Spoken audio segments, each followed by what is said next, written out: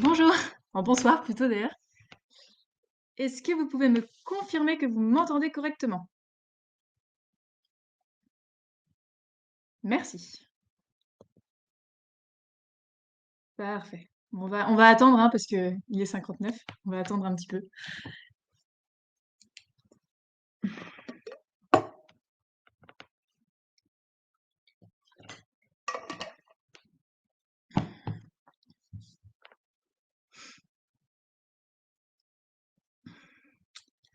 Merci beaucoup.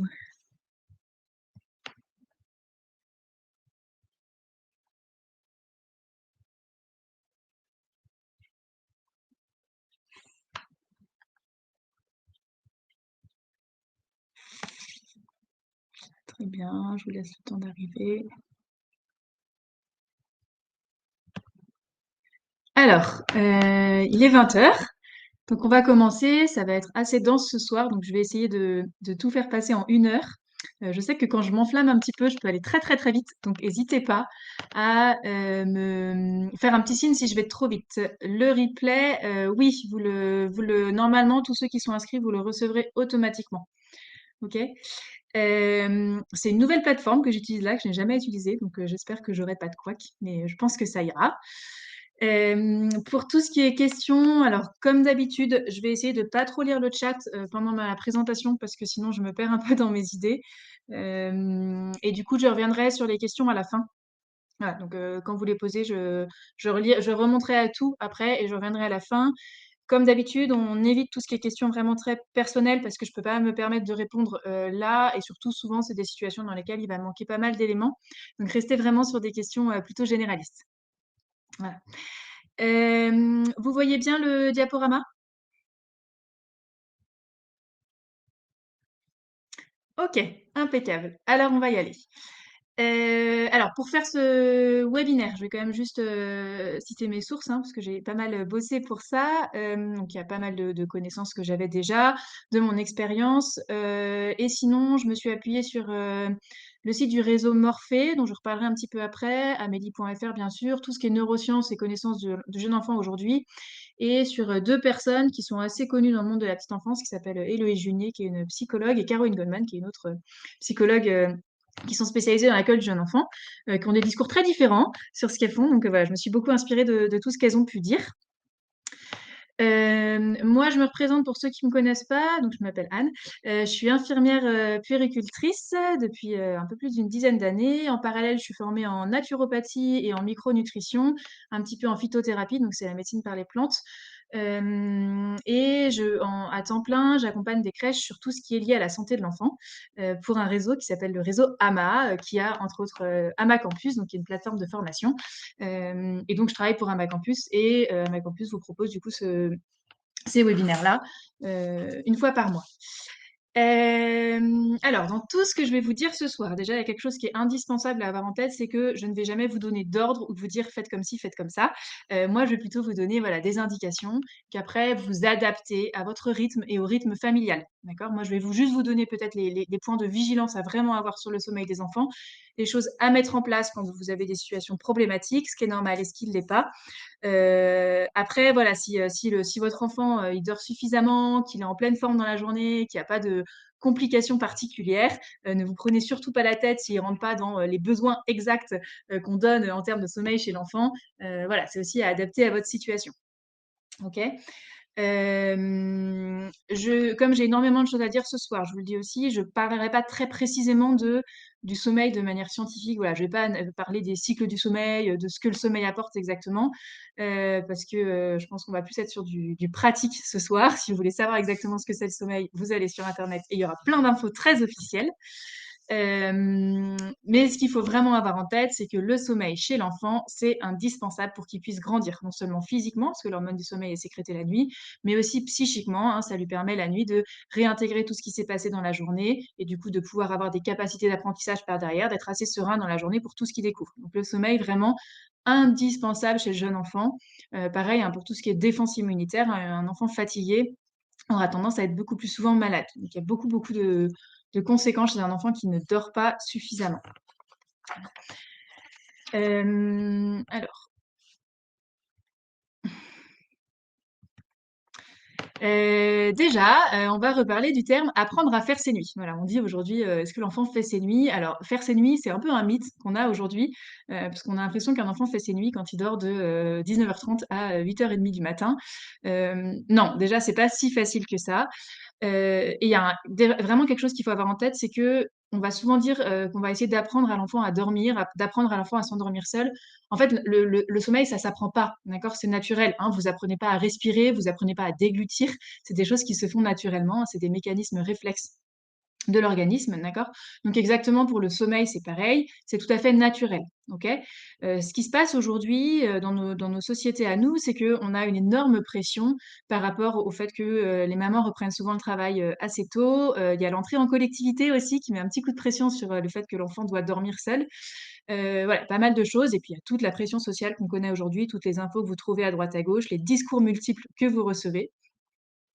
Donc voilà, faites attention à prendre du recul. Voilà, on n'apprend pas à faire ses nuits. L'enfant va peu à peu faire ses nuits très naturellement en suivant un rythme de développement qui est tout simple. Et on va voir un peu ce soir qu'est-ce qui peut favoriser le fait de faire des bonnes nuits et quand on a des problématiques avec des enfants qui sont un petit peu plus compliqués sur tout ce qui est sommeil, ce qu'on peut essayer de mettre en place effectivement pour que peu à peu, ils dorment davantage et que du coup, vous, parents, vous dormiez aussi davantage et plus sereinement. Alors pourquoi on a aujourd'hui beaucoup, beaucoup, beaucoup de soucis, liés au sommeil, hein? De toute façon, on a bien vu, quand on a fait ce webinaire sur le sommeil, on a eu un taux d'inscription à ce webinaire qui a dépassé, tout ce qu'on a eu jusque-là. Donc ça montre quand même qu'il y a on a une grosse problématique aujourd'hui autour du sommeil. Hem, alors ma caméra s'est éteint. Vous m'entendez suffisamment ou pas? Ouais, OK. Bon, bah, ça va peut-être revenir, je sais pas. Donc ce qui se passe aujourd'hui, c'est que les enfants sont en général un petit peu moins dehors, d'accord, qu'autrefois, surtout les enfants de la ville. Qui sont beaucoup, beaucoup, bah, soit en appartement, soit en collectivité. Donc ils sont moins soumis à la lumière extérieure et on verra un peu, l'importance de la lumière, dans le développement, du rythme du sommeil. Les enfants bougent moins aussi, hein, parce qu'avec, déjà, bon, tout ce qui va être écran, on a tendance à beaucoup plus les mettre devant un écran que les laisser jouer librement, parce que c'est sûr que c'est peut-être un tout petit peu plus facile à gérer, mais ça a un impact énorme sur le sommeil. Le fait d'avoir des familles qui sont en télétravail aussi, hein, du coup les enfants bougent moins, d'être beaucoup dans la voiture, beaucoup dans les et beaucoup moins dans tout ce qui va être marche à pied. On a aujourd'hui beaucoup, beaucoup d'outils aussi pour, pouvoir déplacer les enfants et c'est très bien, mais on oublie que voilà, l'activité physique et le mouvement chez l'enfant est, indispensable. Hem, alors, on va aussi avoir tout ce qui va être, carence nutritionnelle, hein, ça j'ai pu en parler dans mon webinaire sur la nutrition, sur tout ce qui va concerner surtout voilà, les apports d'acides gras, un petit peu trop de sucre, parfois des fruits et des légumes, qui viennent de sols très appauvris, donc voilà, des carences à ce niveau-là. Nos grands-parents, enfants, ils prenaient tous de l'huile de foie de morue, donc on n'était pas sur des compléments alimentaires en soi, mais ça avait un peu le même rôle, juste c'était des choses naturelles. Heu, vous avez le son les autres? Parce que je vois quelqu'un qui met qu'elle n'a pas le son. OK. Alors, oui, et il y a aussi donc le stress ambiant, bien sûr, hein. On est dans une société où on est tellement soumis aux infos maintenant, un peu mondiales, on est un peu harcelé de mauvaises informations, donc ça crée une petite morosité ambiante, quand on n'arrive pas trop à passer dessus. Ça crée un espèce de stress un peu général et forcément l'enfant l'absorbe et on verra le stress, empêche aussi, un sommeil, réparateur. Voilà, et vous avez tout ce qui va être, les lumières modernes, donc les lumières qui sont bleues et blanches, qui sont un peu contre nature, et qui vont aussi retarder, la sécrétion de mélatonine, qui est l'hormone du sommeil chez les enfants. Hem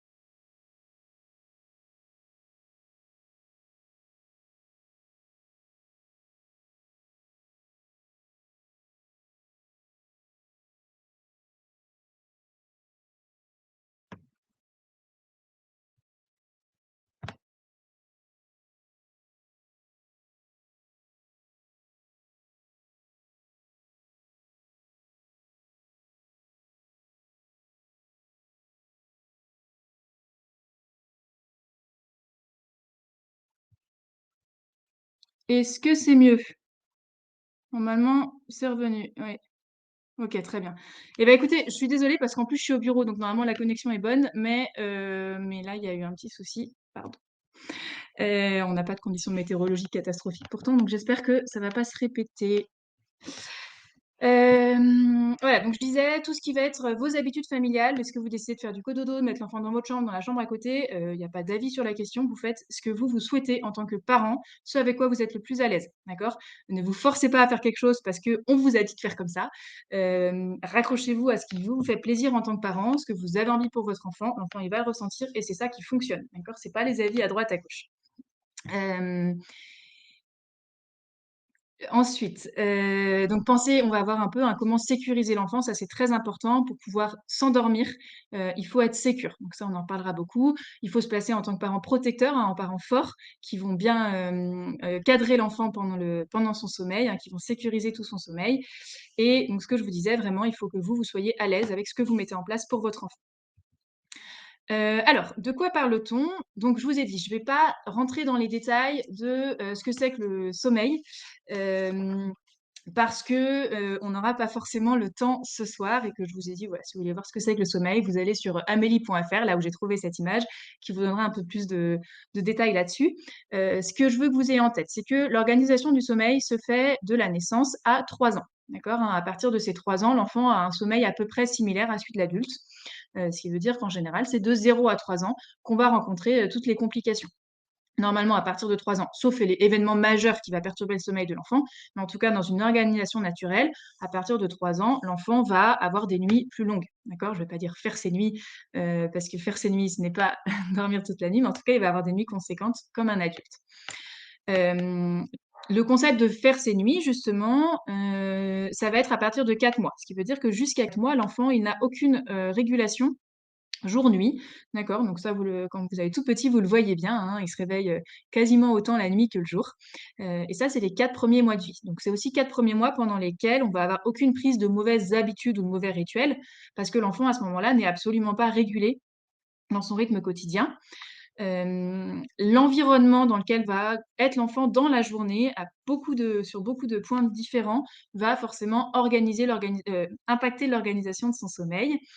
Et l'autre chose qu'il faut vraiment avoir en tête, c'est que, entre chaque cycle de sommeil, vous avez des éveils naturels. Donc ce qu'on appelle un cycle de sommeil, vous voyez, vous avez les petits trains qui sont en général bien connus. Là, vous avez le petit train du nouveau-né, le train du nourrisson et le train du grand enfant qui est celui de l'adulte.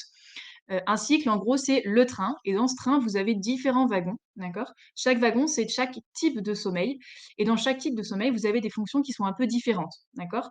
Donc, nous, ce qui va nous intéresser en particulier, c'est les phases de sommeil vraiment profond, parce que c'est dans ces phases-là que l'enfant va sécréter tout ce qui est hormones de croissance, faire de la réparation cellulaire, hein, exactement pareil chez l'adulte. On va aller chercher au maximum le sommeil profond. Et si vous voyez, le nouveau-né, donc en général jusqu'à 4 mois, on n'a pas de phase de sommeil profond. D'accord? D'où le fait que, il peut se réveiller un peu de temps en temps. Et après, plus, l'enfant va grandir, plus on a de wagons qui correspondent un peu à ce sommeil-là. Voilà, ce qu'on appelle le sommeil paradoxal, ça va être le sommeil, où on a des rêves, donc qui arrivent à peu près vers l'âge de, 1 an et demi ou 2 ans. Et ce qu'il faut avoir en tête, c'est que chaque cycle dure, quelques minutes, vous voyez chez l'enfant, on est sur des cycles de 50 minutes, vous n'arrivez pas à lire, mais je vous le dis.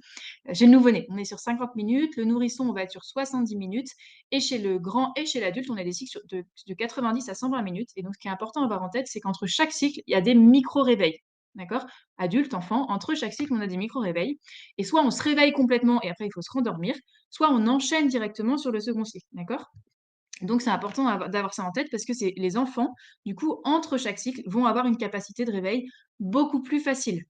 Donc c'est pour ça qu'un nouveau-né peut faire des siestes de 50 minutes et avoir beaucoup de mal quand il est dans sa phase d'entre-sommeil à retomber directement dans le sommeil. Voilà. Mais le sommeil, c'est vraiment des cycles, c'est pas, un sommeil léger en début de nuit, un sommeil profond toute la nuit, un sommeil léger en fin de nuit. Non, c'est toute la nuit, on passe par les différents wagons. Alors, il fait ses nuits. Donc je vous ai dit, on peut faire ses nuits à partir de 4 mois. Mais faire ses nuits, attention, c'est pas dormir 12 heures d'affilée. Ce qu'on appelle faire ses nuits, c'est comme les nuits d'un adulte, c'est dormir de 6 à 8 heures. D'accord? Donc forcément, quand vous couchez l'enfant à 20 heures, il se réveillera pas à 7h30. Si s'il se réveille 6 à 8 heures après, bah oui, le réveil, il sera vers 2 ou 3 heures du matin. C'est tout à fait normal et à partir du moment où vous avez un enfant qui fait 20 heures, 2 heures du matin, il fait ses nuits. D'accord? Donc quand à 4 mois, vous avez un réveil nocturne, c'est un enfant qui fait ses nuits. Voilà, donc attention à la culture actuelle qui prône énormément le fait que l'enfant ne réveille pas du tout ses parents la nuit. Non, de 0 à 3 ans, l'enfant va réveiller ses parents la nuit. C'est normal, enfin c'est normal, en tout cas, il y a beaucoup, beaucoup, beaucoup d'enfants et on le voit bien dans les études qui ont un réveil nocturne jusqu'à l'âge de 3 ans. Voilà.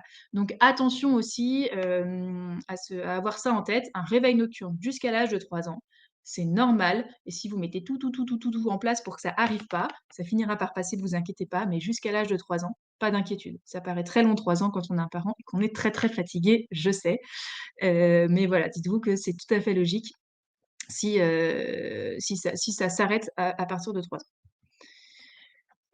Alors, les heures de sommeil préconisées, je le répète, c'est les besoins des enfants. Vous avez des enfants qui sont des très, très, très, très gros dormeurs et vous avez des enfants qui sont des petits dormeurs, d'accord? Donc c'est des heures de sommeil préconisées. Si à côté de ça, l'enfant est en forme alors qu'il dort moins que ça, ne vous inquiétez pas, ou qu'il dort plus que ça, tout va très bien, d'accord?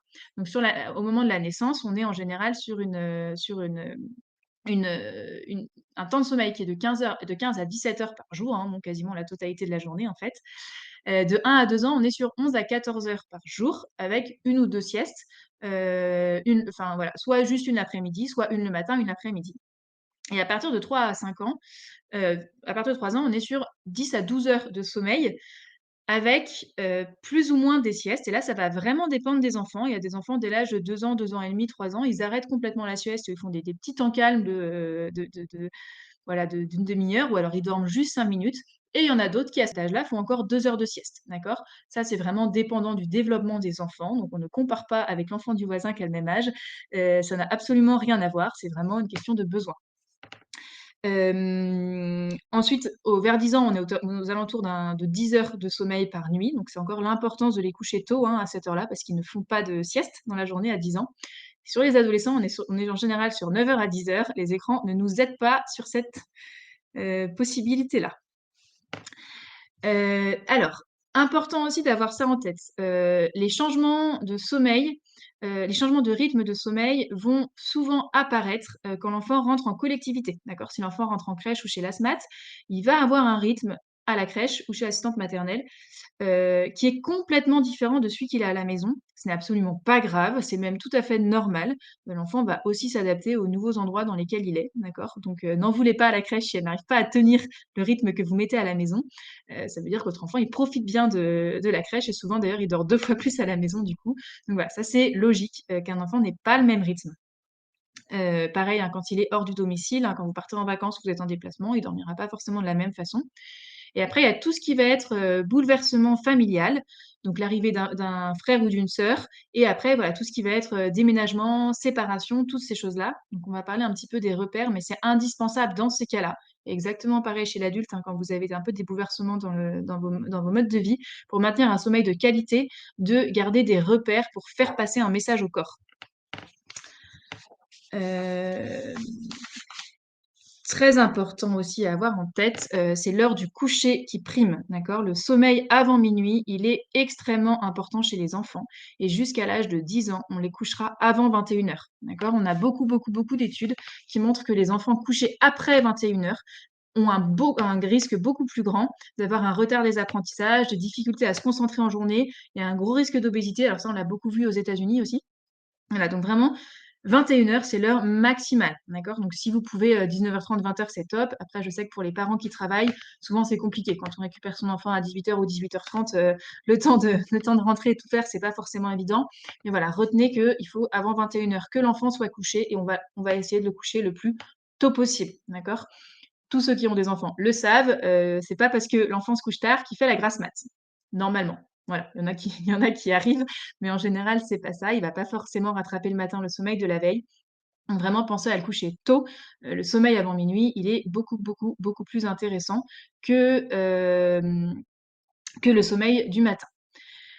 Alors, de manière générale, on dit qu'on ne réveille pas un enfant qui dort parce que s'il dort, il en a besoin. Ça, je fais juste un petit aparté, surtout pour les enfants accueillis en collectivité, hein. On dit beaucoup, faut pas réveiller les enfants qui dorment. Oui, c'est vrai, mais il y a quand même une seule chose très importante à garder en tête, c'est que la sieste ne doit jamais retarder le coucher d'un enfant. Ça veut dire que si vous avez un parent qui constate que quand son enfant dort trop l'après-midi, c'est impossible de le coucher avant 21h. Il va forcément s'endormir à 22h ou 23h, alors qu'en temps normal, par exemple, le week-end, il se couche avant 21h. Et ben, on va quand même essayer de limiter les temps de sieste. Voilà, ça, c'est des choses après qui se discutent un peu au cas par cas. On va essayer de limiter au maximum les temps de sieste. En tout cas, il y a un truc qui est très important. Si ça impacte l'heure du coucher, hein, si l'enfant fait 3 heures de sieste mais qu'il se couche à 19h le soir, aucun problème. Mais si ça impacte l'heure du coucher,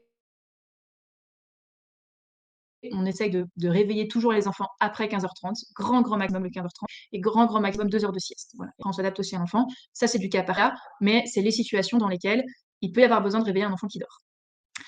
Et une autre chose aussi, si vous avez des enfants qui ont des troubles du sommeil et où c'est voilà, c'est compliqué de leur donner un rythme, essayez de donner à l'enfant vraiment des heures fixes voilà, de coucher, on va en reparler, et aussi même de réveil. Ça veut dire que, alors, je suis désolée pour les parents, mais juste le temps que ça se régule, même le week-end, essayez de réveiller vos enfants aux mêmes heures que le reste de la semaine pour que le corps se cale sur un rythme très fixe. Ça, c'est à faire si votre enfant a des troubles de sommeil, d'accord, hein. Si tout va très bien au niveau de son sommeil, ne vous inquiétez pas, laissez-le dormir comme il veut. S'il arrive à se réguler, c'est très bien. Alors, qu'est-ce qu'on fait pour avoir un sommeil qui est qualitatif en plus d'être quantitatif? Donc déjà, la base de la base de la base, c'est qu'on va instaurer des repères extrêmement importants. Si vous avez un enfant pour qui le sommeil c'est compliqué, on va donner un rythme fixe, d'accord? Donc on le couche tous les soirs à la même heure pour que son corps intègre, hein, sa sécrétion biologique intègre que à cette heure-là, on va au lit. Donc super important, et on ne négocie pas avec l'enfant, les soirs où il a envie de se coucher plus tard. Non, tous les soirs, il sera couché à 20h15 et on fait ça au maximum, le temps que tout se régule, d'accord? Faut toujours vous dire que parfois, il vaut mieux, vraiment être très ferme et faire très attention pendant quelques jours. Le but étant que par derrière, on puisse relâcher un petit peu. Voilà. Vous avez, tout ce qui va être rituel d'endormissement. Alors tout ce qui est rituel dans la vie d'un enfant, c'est pour lui permettre d'anticiper, d'accord? Un enfant, il est complètement soumis à l'adulte, donc il évolue un peu dans le monde en fonction de ce que l'adulte va faire de lui, hein, j'ai envie de dire. Donc on va essayer de lui permettre de pouvoir prévoir ce qui va se passer. Donc ça, on le voit parce que tous ceux qui ont des enfants en crèche, en général, en crèche, elles ont des petits rituels. Voilà, les enfants, ils savent très bien qu'on se lave les mains, il y a le repas, il y a un petit temps d'histoire ou de jeu libre, et qu'après on va au lit. Et les grands, voilà, dès que le repas est terminé, ils vont jouer un peu, ils enlèvent tout seuls leurs pantalons et ils intègrent ça et ils anticipent du coup que ça va être l'heure d'aller se coucher, et naturellement, physiologiquement, leur corps va peu à peu, être fatigué pile poil à cette heure-là, d'accord? Donc les rituels, c'est faire tous les jours la même chose avant de coucher l'enfant, d'accord? Donc quand vous rentrez le soir, essayez d'avoir toujours la même dynamique, le temps que tout se régule, c'est super important. Un rituel en particulier, c'est quelques minutes pour un enfant, d'accord? Un temps d'histoire, c'est pas 45 minutes, il y a absolument pas besoin. L'enfant, il a pas du tout la notion du temps. Ce qui est important, c'est que l'histoire ait lieu, que la comptine ait lieu, que le câlin ait lieu. Alors faites pas tout ça, hein, vous faites, ce qui vous importe, mais en tout cas, il faut qu'il y ait un truc en particulier qui va permettre à l'enfant de se dire: «Là, je vais aller dormir». Exactement pareil chez l'adulte, je fais les apartés parce que pour les parents fatigués, c'est bien aussi.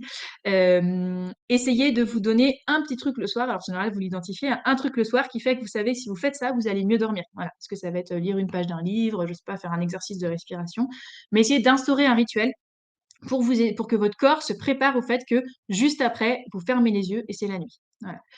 Toute cette rigueur, elle est vraiment indispensable quand vous avez un enfant qui a des troubles du sommeil ou qui a des signes de fatigue, d'accord? Et dans ces cas-là, vous lâchez pas. Vous gardez un rythme fixe, tous les soirs le même rituel, le temps que ça se régule. Votre enfant, il va s'adapter, hein, c'est quelques semaines en général. Une fois que ce sera régulé, tout sera beaucoup plus facile. Ce qui est important aussi à avoir en tête au niveau des repères, c'est qu'il faut une stabilité, hein, au niveau du lieu et de l'endroit où l'enfant dort, d'accord? Donc je vous ai dit jusqu'à 4 mois, absolument pas de problème au niveau des habitudes. Après, il faut vraiment que l'endroit où l'enfant s'endort, ce soit le même que celui qui apparaît, je vous parle dans les micro-réveils, d'accord? Ça veut dire que si l'enfant s'endort dans vos bras et que, au bout de son cycle de 70 minutes, il se réveille et qu'il est dans un lit dans le noir où il comprend rien, il risque de pleurer et de vous appeler, d'accord? Alors que s'il s'endort tranquillement dans son lit, quand il va se réveiller, il se retrouve dans le même endroit que là où il s'est endormi, donc c'est quelque chose de normal, c'est un repère pour lui. Donc faites aussi attention à ça, hein, surtout pour les endormissements dans les bras, les endormissements en poussette ou en berçant. En fait, l'enfant risque de se réveiller la nuit si vous le couchez ailleurs, même s'il ne se réveille pas forcément au moment du coucher. En fait, ce qu'il va faire, qu'il va pleurer au milieu de la nuit, c'est qu'il va se retrouver dans un endroit où il ne s'est pas endormi, donc il est perdu. D'accord? Donc on va vraiment faire en sorte que l'enfant s'endort à l'endroit et dans les conditions dans lesquelles il va se réveiller. Voilà. C'est ce qui va lui permettre de pouvoir se rendormir seul quand il a ses micro-réveils. C'est comme il est toujours au même endroit, il repart serein dans le sommeil. Je répondrai aux questions à la fin, hein. Alors, veiller à la luminosité, ça c'est quelque chose aussi dont on apprend de plus en plus, hein. C'est que notre rythme chronobiologique, donc notre rythme corporel, est vraiment impacté par la lumière à laquelle on est exposé. Donc déjà, dans la journée, c'est extrêmement important que l'enfant voit la lumière du jour au maximum. Alors c'est très compliqué l'hiver, je vous disais, pour les enfants qui sont dans des crèches où il n'y a pas forcément d'espace extérieur, donc ça c'est vrai. Mais dans ces cas-là, essayez entre le trajet de la voiture ou voilà, de juste le mettre un petit peu en contact avec la lumière du jour. C'est ce qui fait que son rythme se régule. D'accord? En journée, on voit la lumière du jour. Et du coup, la sieste va se faire aussi dans la pénombre. Donc ça, vous pouvez, dès qu'ils sont tout petits, les habituer à ça. La sieste, c'est pas dans le noir complet. La sieste, c'est dans la pénombre. Il y a un petit peu de luminosité, voire dans la lumière ambiante, hein. Les enfants s'endorment très bien dans la lumière ambiante. Mais en tout cas, c'est pas le noir. Parce que le noir, c'est égal à la nuit. C'est égal au moment où le temps de sommeil est beaucoup plus long parce que tout le monde dort à ce moment-là. Donc attention à ça aussi, à ne pas faire dormir les enfants à la sieste dans le noir complet. Sinon, ils commencent des espèces de sommeil de nuit et ça va impacter leur sommeil nocturne par derrière. Voilà. Attention aussi à tout ce qui est lumière moderne, hein. Aujourd'hui, on a des trucs dans les tons un peu froids, donc dans des lumières bleues, des lumières blanches, toutes ces choses-là.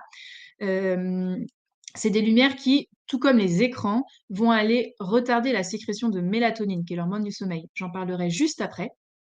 Euh, euh, et du coup vont empêcher l'enfant de bien dormir. Donc le soir, essayez d'être plutôt dans des pièces où vous avez des lumières un peu jaunes, des lumières un peu oranges, exactement pareil chez les adultes, hein. Si vous avez des éclairages hyper modernes, si vous avez des problèmes de sommeil, changez la couleur de vos ampoules et passez sur des ampoules chaudes, hein, des vieilles ampoules là, avec des lumières bien jaunes, mais qui évoquent aussi un peu la lumière naturelle dans ces cas-là, hein, comme la lumière du soleil.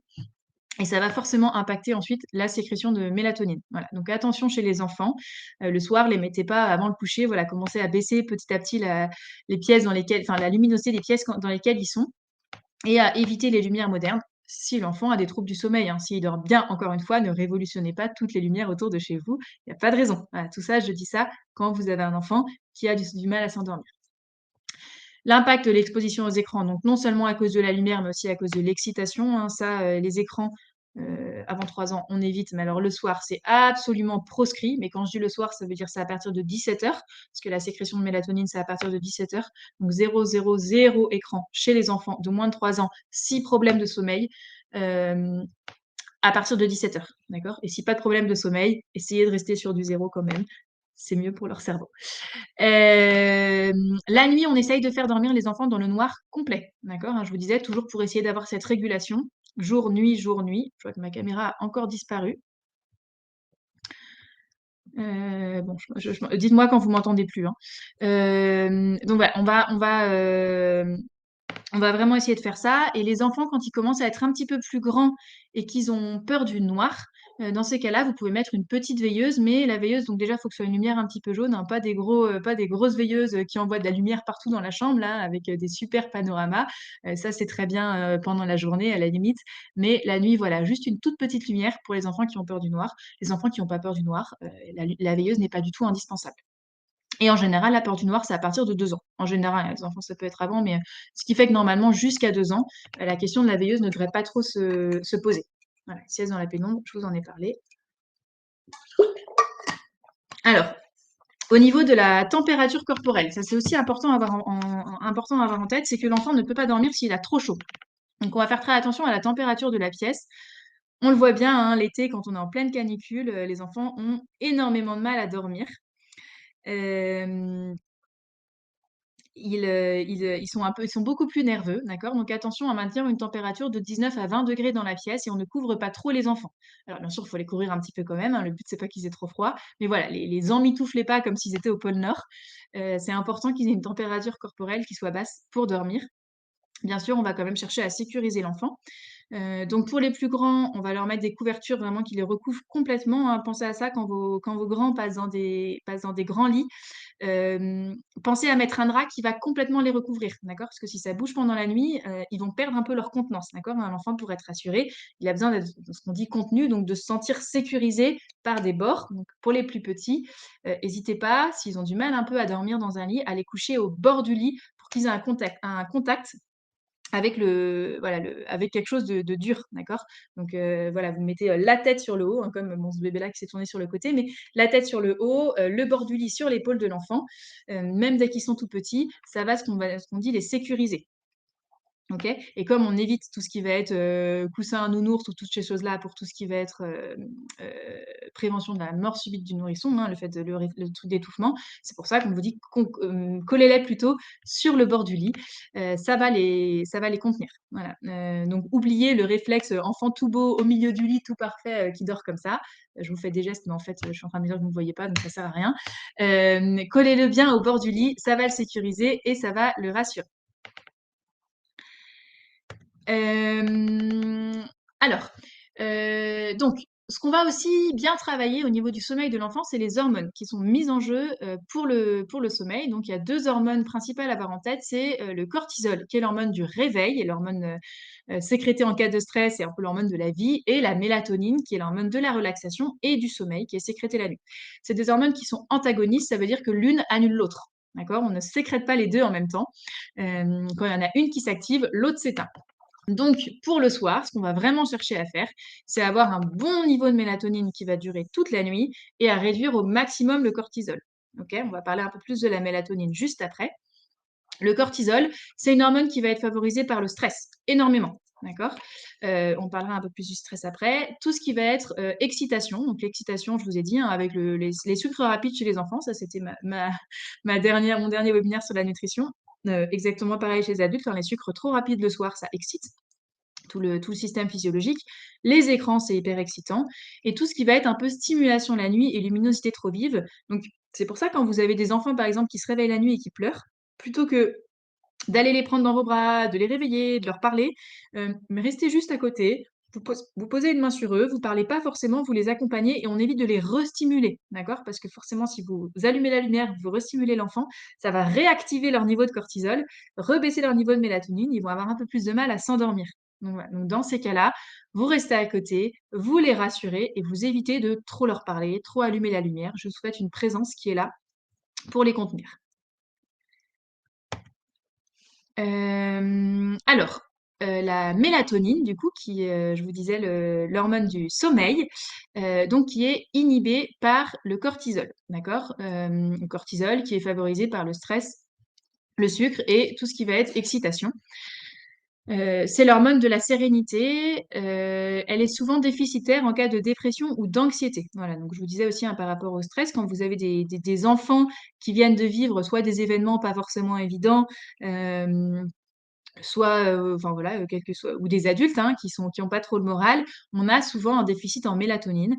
Chez les enfants, par exemple, ça va être le cas, c'est ça qu'il faut aussi avoir en tête, c'est s'ils sont dans un contexte où, voilà, il a vu papa et maman, s'énerver le soir, il y a eu des tensions dans la famille, il a vu, son grand frère se faire gronder ou des choses comme ça. C'est des choses qui vont générer du stress chez l'enfant et qui vont du coup inhiber la sécrétion de mélatonine. Donc ça, quand vous avez un enfant aussi, voilà, qui a du mal à s'endormir, il faut absolument essayer d'avoir un climat familial très, très, très serein le soir, au maximum, hein. Après, je sais que c'est pas, c'est pas toujours comme ça et après humainement parlant, c'est pas toujours évident. Mais on va vraiment essayer de favoriser ça et dites-vous que tout ce que va l'enfant va avoir de conflictuel, c'est quelque chose qui va générer chez lui du stress et du coup l'empêcher de dormir par derrière. Mais comme vous, en général adulte, hein, quand on est stressé, on sent qu'on a un sommeil qui est beaucoup moins réparateur. En fait, c'est justement dû à ça, c'est que vous avez un niveau de mélatonine qui est, beaucoup plus bas. Hem, Donc, la mélatonine, elle est aussi produite grâce à la baisse de la lumière. Voilà, donc je vous disais, naturellement parlant, la mélatonine, en général, la sécrétion de mélatonine commence vers 17 heures. D'accord? Pourquoi elle commence vers 17 heures? Parce que à l'époque où on n'avait pas l'électricité, c'est l'heure à laquelle le jour diminue, d'accord? Et que la nuit commence à arriver. Et donc le corps se préparait peu à peu au sommeil. Voilà, et du coup, cette baisse de luminosité, elle est super importante pour permettre la sécrétion de mélatonine. C'est pour ça que je vous disais, hein, par rapport aux lumières, attention au contexte dans lesquels sont les enfants le soir. S'il y a beaucoup de lumière ou beaucoup de stimulation, cette sécrétion, elle va être un petit peu malmenée. Elle va être possible aussi que si l'enfant a une alimentation qui est suffisamment équilibrée, donc avec suffisamment d'acides gras, j'en reparlerai un petit peu après, de magnésium, hein, le magnésium qui permet aussi vraiment la relaxation, et tout ce qui va être vitamine du groupe B. Exactement pareil chez l'adulte, hein, le même genre de carence, va entraîner les mêmes soucis au niveau du sommeil. La sécrétion de mélatonine demande aussi une activité physique et une activité extérieure, en rapport à ce que je vous disais tout à l'heure, hein. Notre corps, il a un rythme chronobiologique qui va s'adapter aussi, aux conditions, environnementales, et en fait, normalement, notre corps, il est fait pour bouger et être dehors en journée et être à l'intérieur au lit la nuit. On a un rythme moderne qui est, à 1000 lieues de ce qui se passe, de ce qui se passait avant. C'est absolument pas grave, mais juste garder ça en tête que bah, c'est important, même adulte ou enfant, d'aller marcher au moins une demi-heure par jour dehors, même s'il pleut, juste pour prendre un peu la lumière naturelle, être un petit peu en mouvement et que le corps comprenne que bah, là, c'était la journée et qu'après, quand d'un coup on s'arrête, c'est la nuit. D'accord? Si l'enfant ou l'adulte est immobile toute la journée, en fait, votre rythme chronobiologique il va être un petit peu perturbé à cause de ça. Il comprend pas forcément quand est-ce qu'il faut être en mouvement et quand est-ce qu'il faut pas l'être. Donc pour sécuriser l'enfant, je vous disais pour que l'enfant puisse se relâcher, il faut absolument qu'il se sente sécure, d'accord? Je vous disais, il est complètement dépendant de l'adulte, donc il est un peu, toute sa petite enfance, hein, il est dans une période un petit peu anxiogène, qui ne pas du tout pareil que chez l'adulte, bien sûr, mais voilà, il est tout le temps un petit peu dans, ne pas savoir ce qui va arriver après, d'où l'importance de mettre des repères et des rituels. Et de rassurer lorsque l'enfant pleure. D'accord, hein? Faut savoir que les pleurs du soir, par exemple, chez les tout petits, c'est quelque chose qui est très naturel, ce sont des pleurs de décharge. Est-ce que les autres vous entendez? Parce que j'ai encore un bug de connexion. OK, merci. Parce que ma connexion est encore instable, donc je veux être sûre. OK, merci. Bon, désolée pour la personne à qui ça arrive alors. Voilà, donc quand l'enfant pleure le soir, vous le rassurez, on va pas chercher forcément à stopper les pleurs à tout prix, parce qu'on sait que les pleurs, ça peut être un moyen pour l'enfant aussi de décharger de toutes les tensions de la journée. Voilà, mais on va accompagner, on va rassurer, on va lui dire qu'on est là, qu'il va aller dormir. Pareil, pendant la nuit, si votre enfant, se réveille la nuit, ne vous précipitez pas s'il commence à pleurer, alors sauf si vous le connaissez bien et que vous savez que il va forcément pas se rendormir. Mais sinon, voilà, attendez parce que parfois, durant ces micro-réveils, l'enfant se rendort complètement, directement. Et juste dans ce micro-réveil, il va, voilà, gémir un petit peu, pleurer un petit peu, mais tout de suite, il va retrouver le sommeil, d'accord? Donc dans ces cas-là, ne vous précipitez pas, parce que si vous arrivez dans la chambre, ça va le restimuler et donc ça va le réveiller davantage. Ça ne marche plus. Est-ce que vous me validez tous que ça ne marche plus?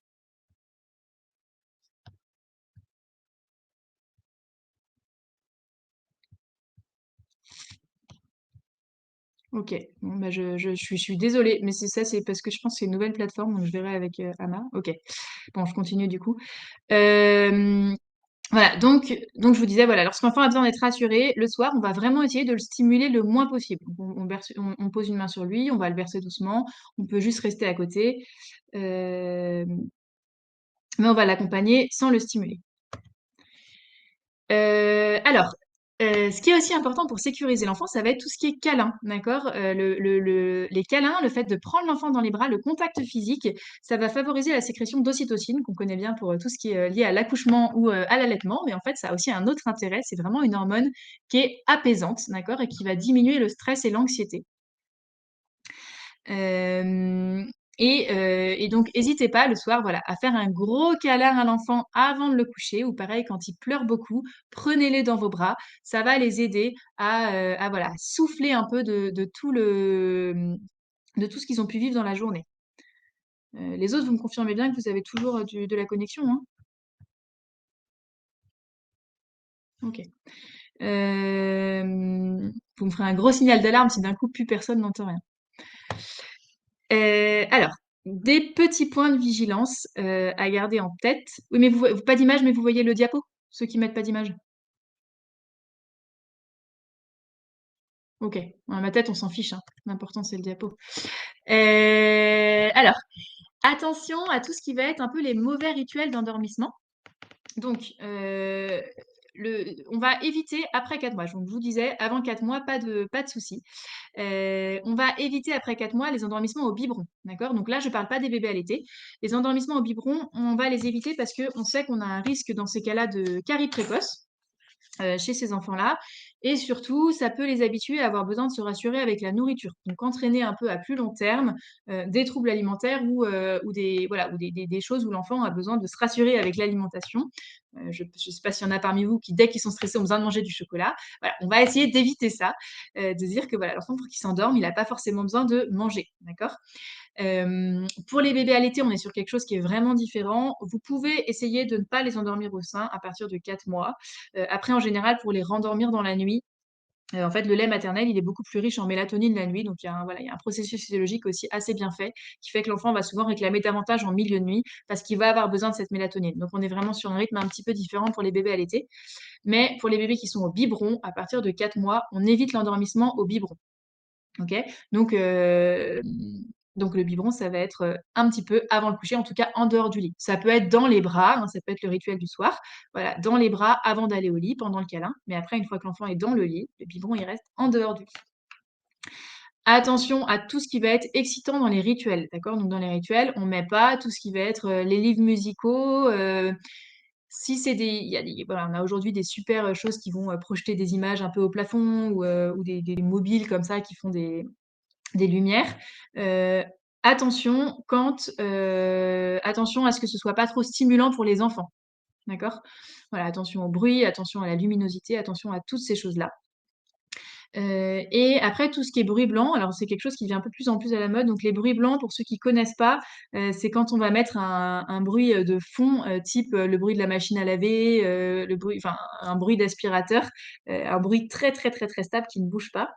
Ça peut beaucoup aider à endormir les enfants, mais c'est une solution provisoire, d'accord? Que vous pouvez mettre en place quand vous êtes vraiment épuisé, il y a pas de souci. Il faut pas que l'enfant s'habitue à ça, parce que ça résout absolument rien. C'est encore lui donner un rituel qui fait que quand il va se réveiller la nuit et qu'il aura plus ce bruit-là, bah, il va vous réveiller parce qu'il va avoir besoin de ce bruit-là pour se rendormir, d'accord? Donc attention au bruit blanc, c'est vraiment quelque chose de provisoire. Je dis pas que ça va bannir complètement, mais ça va pas installer sur le long terme. C'est pas, c'est à utiliser quand vraiment vous êtes au bout, que l'enfant, vous arrivez pas du tout à l'endormir de manière ponctuelle.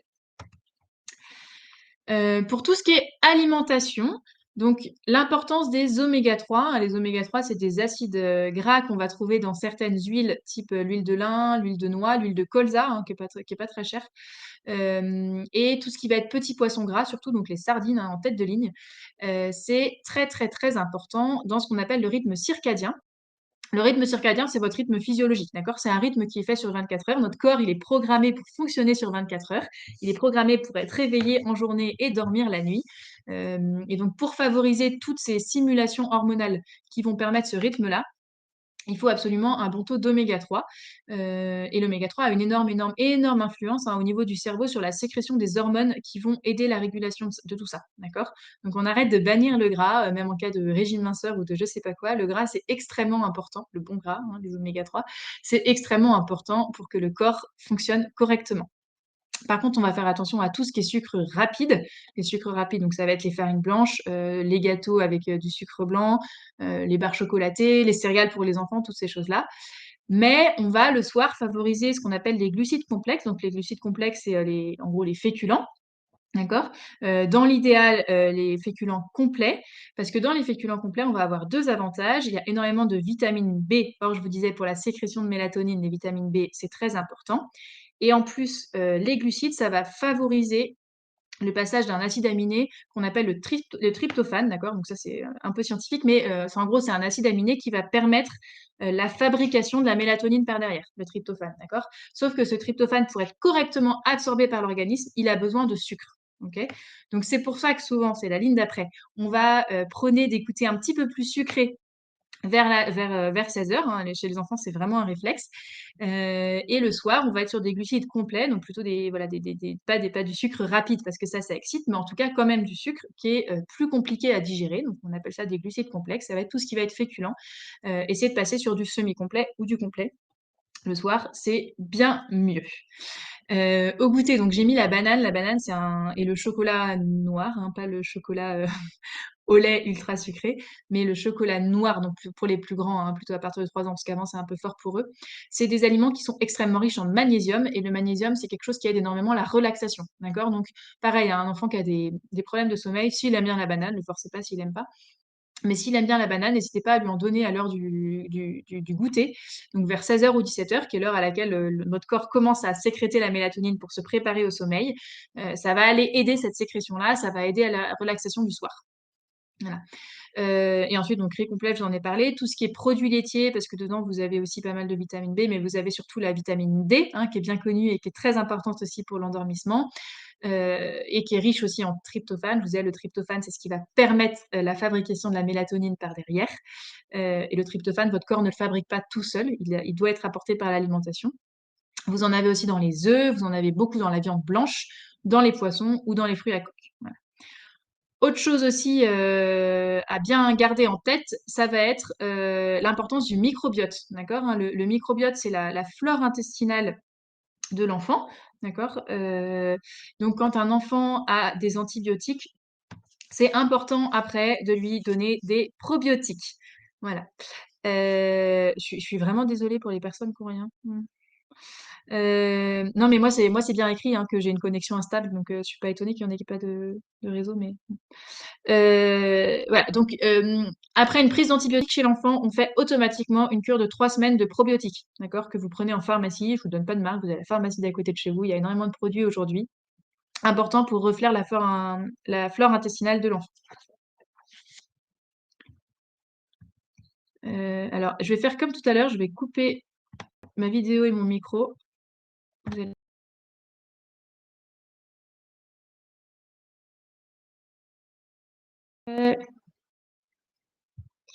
Là, est-ce que là c'est bon?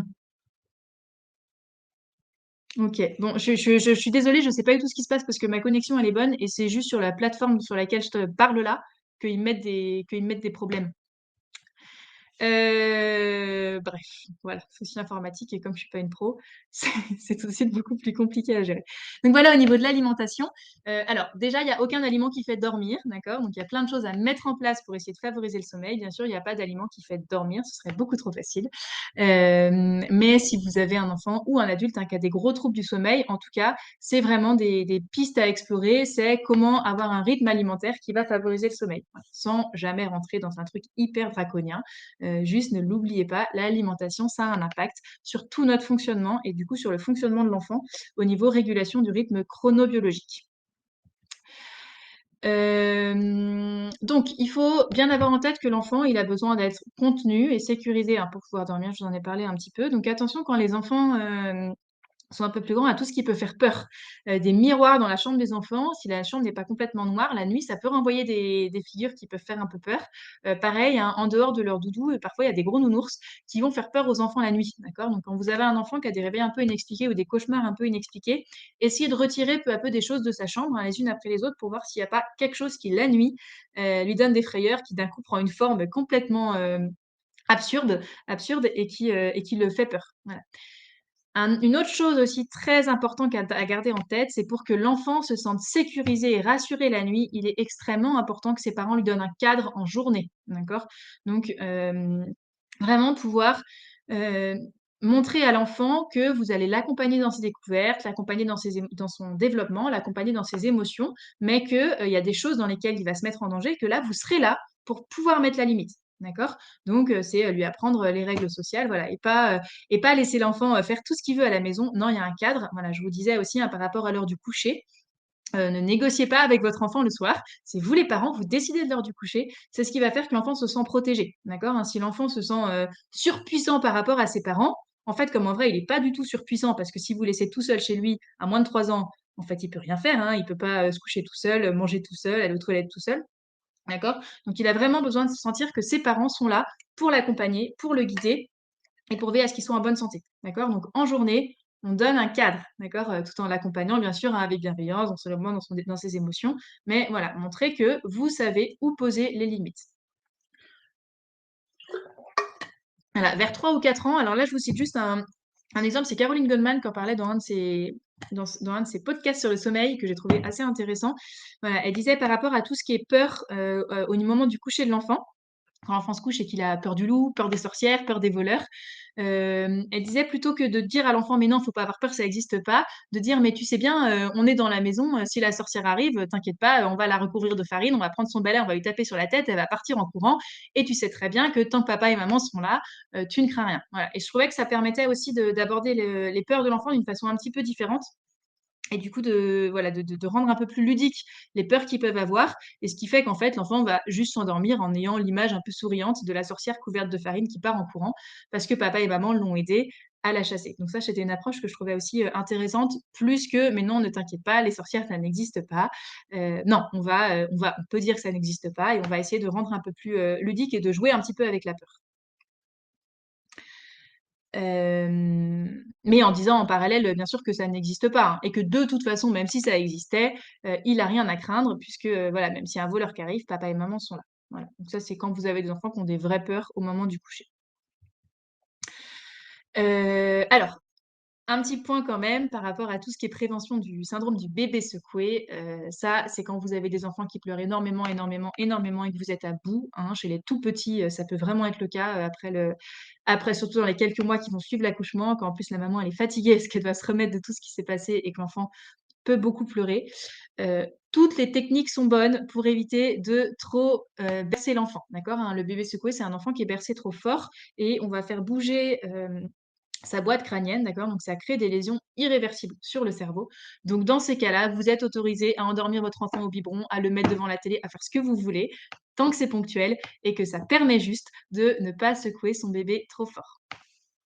OK?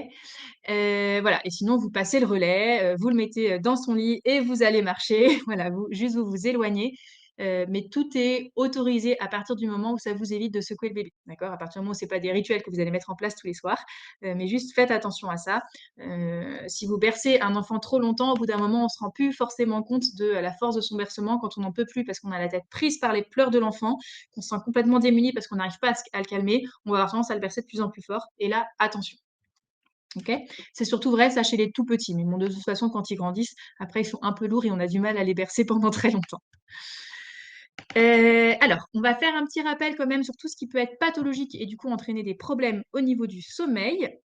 Alors, au niveau de l'immaturité digestive chez les enfants, donc ça, c'est pareil, hein, c'est bien, bien, bien connu aujourd'hui, que les enfants ont un système digestif qui est pas très mature et ce qui va entraîner, en 1er lieu des reflux chez les enfants. Donc les reflux, ils sont naturels, d'accord? Ils vont être embêtants à partir du moment où, ça va gêner l'enfant, d'accord? Donc ce qu'on va observer chez un enfant qui a un reflux, c'est pas du tout qu'il va régurgiter ou qu'il va vomir ou qu'on va voir quelque chose, pas forcément. Le reflux, ça se passe au niveau de l'œsophage, donc on ne le voit pas forcément à l'extérieur. Par contre, ce qu'on va observer, c'est un enfant qui va se mettre à pleurer quand il est en position allongée. Quand il est en position verticale, ça va mieux. Et les pleurs sont à distance des repas, d'accord, hein? Les pleurs vont être beaucoup, beaucoup, beaucoup quand il est à jeun. Pourquoi? Parce que quand il est à jeun, le taux d'acidité d'estomac est beaucoup plus élevé, d'accord? Donc forcément, ça va le brûler beaucoup plus. Alors que dès qu'il mange, on a un taux qui est tamponné par les aliments, donc c'est un petit peu moins acide, donc ça va quand même, lui créer des douleurs parce que du coup, juste après le repas, comme c'est plus liquide et qu'il a l'estomac plein, ça remonte. Mais ces reflux-là, on les identifie assez vite. Ceux qu'on met un peu plus de temps à identifier, c'est ceux qui arrivent à distance des repas et par exemple, les réveils au milieu de la nuit où l'enfant hurle de douleur, il faut à ce moment-là penser à un reflux, d'accord? Donc ça, vous allez chez un médecin qui saura le diagnostiquer et voir un petit peu avec vous ce qu'on peut mettre en place. Souvent, on va faire des très légères proclives pour les enfants, ou voilà, ou essayer de voir un peu, s'il n'y a pas une intolérance ou quelque chose, voilà. Mais ça, les reflux, on y pense souvent quand c'est juste après le repas. On oublie que parfois, en fait, ça va être complètement à distance des repas, justement parce que l'estomac est beaucoup plus acide à ce moment-là.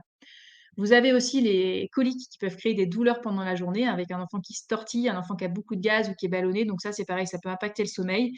Donc ça, c'est chez ces enfants-là, on va aller explorer effectivement, des intolérances ou alors, voilà, voir si on peut faire quelque chose. Après, de toute façon, je vous dis, c'est une immaturité. Comme c'est immature, c'est que ça va maturer et qu'à un moment, ça ira de toute façon mieux. Par contre, on va essayer de les soulager quand c'est un vrai problème et surtout, on va essayer de les soulager quand ils pleurent beaucoup et que en plus, du coup, papa et maman ne dorment pas beaucoup et que la vie est un petit peu compliquée sur ces mois-là.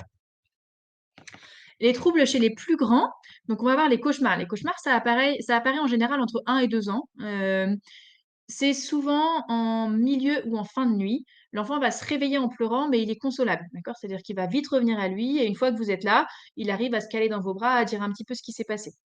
C'est assez fréquent, pas d'inquiétude si ça finit par passer tout seul, d'accord? Pas d'inquiétude si c'est juste une fois de temps en temps. Si vous arrivez à le consoler, il y a rien de voilà, il y a rien de particulier à faire. On va s'inquiéter si ça suit un épisode traumatique, que c'est quasiment toutes les nuits, que c'est plusieurs fois par nuit. Dans ces cas-là, oui, mais c'est du cas par cas, d'accord? Mais juste les cauchemars dans la petite enfance, c'est normal de temps en temps. C'est à différencier des terreurs nocturnes. Les terreurs nocturnes, ça va être, bon, on imagine des terreurs, c'est un enfant qui va se réveiller, ça ressemble un peu à du somnambulisme, hein. Souvent, c'est en début de nuit et c'est une fois dans la nuit, d'accord? C'est pas plusieurs fois. L'enfant va se réveiller avec les yeux grands ouverts, mais on sent qu'en fait, il est encore endormi et il hurle, d'accord? C'est vraiment, c'est de la panique totale. C'est fréquent entre 4 et 8 ans. On va recommander de consulter si c'est plus d'une fois par semaine et si ça dure. D'accord? Si ça dure un peu plus de voilà, si ça dure quelques mois, on va consulter. Après, si ça arrive, 3-4 fois en l'espace de 4 mois, absolument pas grave, normalement ça doit passer. Et par contre, c'est pareil, si ça fait suite à un événement un peu traumatisant dans la vie de l'enfant ou un gros changement qu'il vient de vivre, on va pouvoir aussi aller voir quelqu'un. On verra un petit peu après, dans quel cas consulter. Un autre trouble qui est assez fréquent aussi, c'est, l'énurésie. L'énurésie, c'est des enfants qui continuent à faire pipi au lit après l'âge de 6 ans, d'accord? Jusqu'à l'âge de 6 ans, on laisse le temps à l'enfant d'acquérir la propreté. Après l'âge de 6 ans, on parle d'énurésie, donc qui est un syndrome pathologique. Voilà, dans ces cas-là, on va essayer d'instaurer au maximum tous les repères, voilà, de respecter le rythme chronobiologique de l'enfant pour que l'enfant et son corps entier intègrent, le rythme jour-nuit. Parce que normalement la nuit, on sécrète une hormone qui va faire en sorte que notre vessie soit moins sensible à l'envie de faire pipi.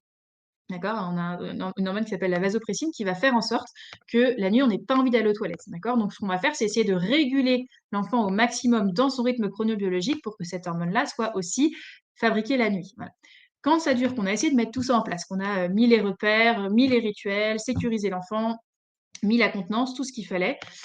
Si vraiment ça dure trop, vous allez consulter et on a aujourd'hui, des petits systèmes d'alarme aussi qui vont réveiller l'enfant un peu dans la nuit et peu à peu, normalement, ça va rentrer dans l'ordre.